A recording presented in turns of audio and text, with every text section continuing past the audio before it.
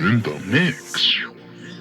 Hash smokers are greatly favored in this endeavor because you really need leather lungs for this. The great problem is that people will cough or not be able to hold it in.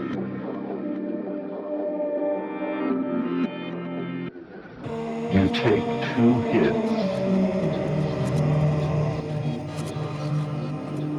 in a situation where your clothes have been loosened and you can just flop backward when you need to. You take 2 hits. Now, many people miss the point because after 2 hits, you feel completely peculiar. You feel as though your body is undergoing some strange kind of anesthesia. All the air has been pumped out of the room. This is the visual acuity thing I talked about last night. The colors jump up, the edges sharpen. And at that point, people say, whoa, wow, it's really coming on strong. And then what you have to do is you have to take one more enormous hit. And this separates the intrepid from the casual, believe me. And the facilitator doesn't want to lean on the person. You say, damn it, take the 3rd hit. I say, no, I feel completely weird. I know you feel weird, but take the 3rd hit. Well, if you can coax somebody into that, then what happens is you close your eyes and you see the ordinary warm brown back, closed eyelid scenario. And then these colors begin racing together and it forms this mandalic, floral, slowly rotating thing, which I call the chrysanthemum. This is a place in the trip that you want to see as you go by it. The chrysanthemum forms and you watch it for like 15 seconds. If it doesn't give way, then you didn't do enough. You have to do more. One more hit usually will do it. Well, then what happens is it like physically propels you through this chrysanthemum-like thing, and there's a sound like a saran-wrapped bread wrapper being crumpled up and thrown away, that crackle. A friend of mine says this is your radio intellect leaving through the anterior fontanelle at the top of your head. I don't know what it is. And then there's this very, very defined sense of bursting through something, a membrane.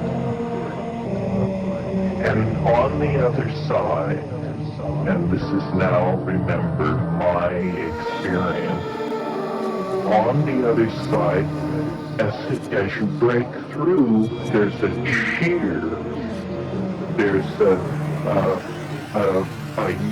whole bunch of entities waiting on the other side. And they, you know that Pink Floyd song, the gnomes have learned a new way to say hooray. Well, it's that place, it's those gnomes. And you burst into this space, and they're saying, how wonderful that you're here, you come so early, we're so delighted to see you. And one of the things about DMT that's really puzzling is, in a sense, it doesn't affect your mind. In other words, you don't change. For instance, if you take ketamine, the first thing you notice, the very first thing you notice before the trip hits, is you notice that you no longer are anxious about having taken ketamine. Anxiety leaves you. That means it's affecting your mind. It's doing something to the judgmental machinery. DMT doesn't lay a hand on the judgmental machinery.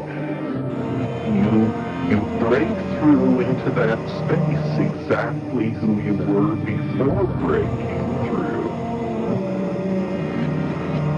And the usual reaction of most people is something like,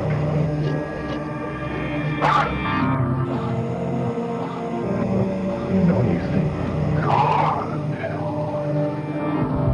heartbeat, normal, pulse, normal, everything's normal, everything's normal, oh God. Because these things are there, and they're hammering at you, and they come forward. They're like jeweled, self-dribbling basketballs. There are many of them, and they come pounding toward you, and they will stop in front of you and vibrate, but then they do a very disconcerting thing, which is they jump into your body. They jump into your body, and then they jump back out again. And the whole thing is going on in this very high-speed mode where you're being presented with thousands of details per second, and you can't get a hold on, you say, my God, what's happening? And these things are saying, don't abandon yourself to amazement, which is exactly what you want to do. You just want to go nuts with how crazy this is. They say, don't do that. Don't do that. Pay attention to what we're doing. Well, what are they doing? Well, what they're doing is they're making objects with their voices. They're singing structures into existence. These things are, and what they will do is they'll come toward you, and then, and you have to understand, they don't have arms, so we're kind of downloading this into a lower dimension to even describe it. But what they do is they offer things to you. Say, look at this, look at this. And as your attention goes toward these objects, you realize that what you're being shown is impossible. It's impossible. It's not simply intricate, beautiful, and hard to manufacture. It's impossible to make these things. The nearest analogy would be to bake Fabergé eggs. or something like that. But these things are like the toys that are scattered around the nursery inside a UFO or something. Celestial toys, and the toys themselves appear to be somehow alive. The toys themselves can sing other objects into existence. So what's happening is there's just this proliferation of elf gifts, and the elf gifts are moving around singing, and the whole thing is directed toward, they're saying, do what we are doing. And they're very insistent. They say, do it, do it, do it. And you feel like a bubble.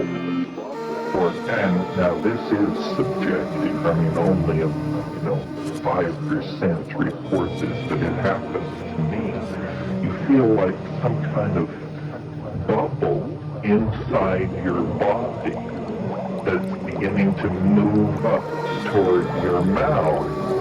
And when it comes out, it isn't sound, it's vision. You discover that you can pump stuff out of your mouth by singing, and they're urging you to do this. They say, that's it, keep doing it. And the whole thing is like, we're now at minute 4.5 this step. And you speak in a kind of glossolalia. There's a spontaneous outpouring of syntax unaccompanied by what is normally called meaning. It's sort of, he didn't wow, what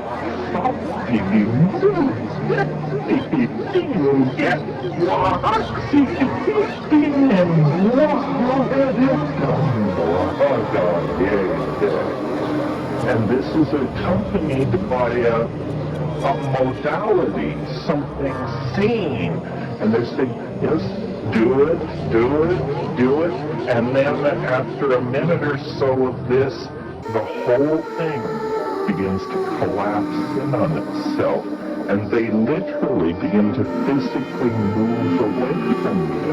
And usually their final shot is they actually wave goodbye and they say, deja vu, which makes no sense at all if you analyze it. So then you come down. And you're now at minute 6 to 7, and you come down, and it's like being more loaded than you've ever been. It's like about a 700-mile acid trip, but you embrace it as totally down.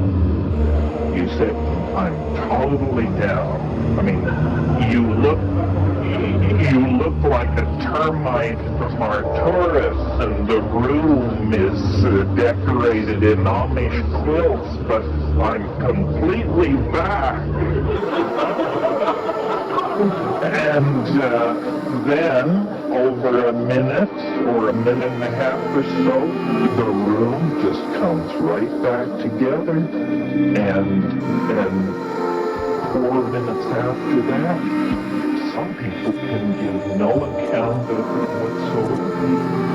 They just say, I don't know. It was the weirdest thing that ever happened to me, and I can't remember it now.